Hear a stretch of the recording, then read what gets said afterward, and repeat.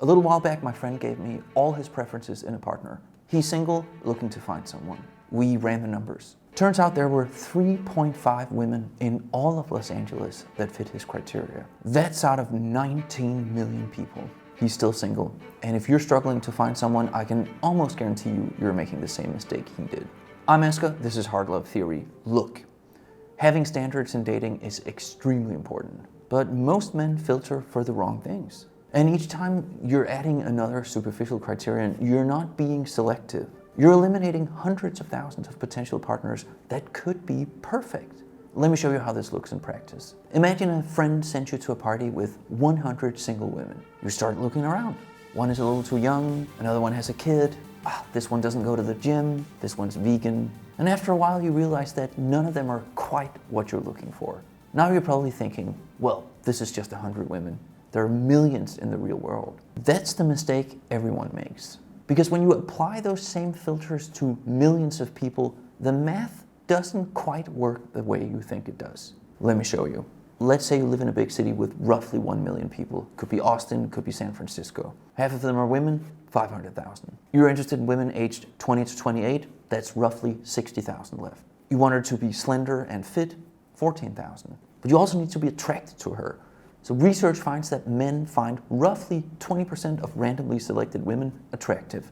We're down to 2,800. 1 in 3 are single, 933. You don't want her to have kids, 403. She needs a college degree, 189. And you need to share political views, 95.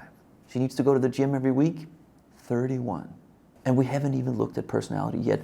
Personality should be the single most important thing when you're looking for a partner. How she handles conflict, whether your life goals align, her emotional intelligence, her values. But it gets worse. Does she think you're attractive? So according to dating app data, roughly 1 in 6 men are rated attractive by a random selection of women. But this girl you're looking for, do you think that you're the only person pursuing her? She has hundreds of matches every single week. The odds that she'll match with you, let alone go on a date with you, are almost zero. And I mean that literally. So here's what's actually happening. Each time you add a superficial filter, she must go to the gym, she must have this degree, she must be this height or weight, they compound. They cut your pool of hundreds of thousands down to a handful. Best case scenario, a few people. Worst case scenario, 0. So you're not actually holding out for someone special. You're literally waiting for someone who doesn't exist. So what's the solution? If you like critical, contrarian, research-driven, rational takes on psychology, culture, and relationships, this is your chance to subscribe. So please do so. It doesn't cost you a thing, but it has value to me. Cheers. What should you be filtering for? How about the things that actually predict whether a relationship will work? Emotional maturity. Can she communicate when she's upset, or does she shut down? Can she admit when she's wrong?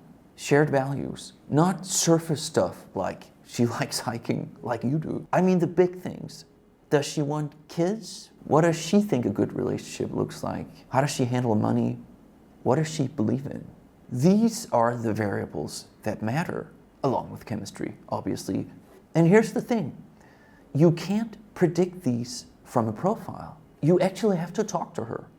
Go on dates. I actually met my wife on a dating app. But if I'd been stuck in this rigid, superficial checklist thinking, she would have been filtered out by my criteria. The reason we matched is, one day I thought to myself, let's try to date someone my own age. Simple change, massive difference. She didn't check every box I thought I wanted, but her personality, her values, her intelligence, the way she handles life, that's what made the relationship work. And now we're married and we have a beautiful son. Ugh, wrong clip. Yeah, that's better. And none of that would have happened if I'd been obsessed with the wrong variables. I actually have a free 10-minute course on how to nail a date, and I bring it up here because it's super relevant to what we're talking about. It's a very simple technique that serves the purpose of getting your date to show her true colors, so to speak. And it also really just makes you connect. So if this sounds useful, please join Hard Love Theory over on school. There's a link for that below. I'll see you there. And look, no one's going to be perfect. But if she's great in all the areas that really matter, and by that I mean personality, values, chemistry, and you dump her because she doesn't go to the gym, or she doesn't have a degree, or she lives with her parents, then you're not actually looking for a partner. There's nothing wrong with that. Just don't pretend you're looking for a relationship. You probably haven't been unlucky. You've been filtering for the wrong variables. And this was a reminder of what really matters. Now it's up to you what you do with that information. Thanks for listening. Until next week, cheers.